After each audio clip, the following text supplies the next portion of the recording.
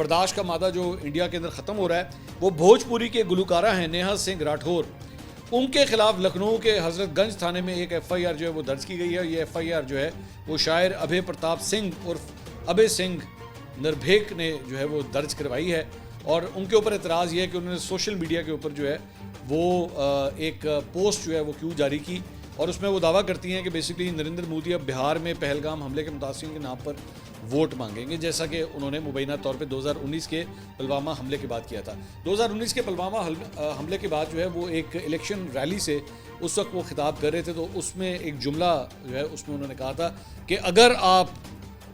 पुलवामा के शहीदों का बदला लेना चाहते हैं, अगर आप उन्हें श्रद्धांजलि देना चाहते हैं, I hope I am using the right word, अगर आप उनको जो है उनकी रिस्पेक्ट करना चाहते हैं तो फिर आप हमें वोट दें। ये कहा गया, तो आप फिर आप हमें वोट दें। तो उसके ऊपर बड़ा क्रिटिसिज्म हुआ था उससे नरेंद्र मोदी के ऊपर कि यार आप शहीदों के नाम के ऊपर जो आप वोट क्यों मांग रहे हैं, मतलब आपका क्या लेना देना चीज़ के साथ। तो ये उस कॉन्टेक्स्ट में मेरे ख्याल में बात की गई थी। अब वो वीडियो जो है वो काफ़ी वायरल हुई कि इन्होंने ये बात की और उसके बाद इनके अगेंस्ट भी जो है वो FIR काट दी गई है।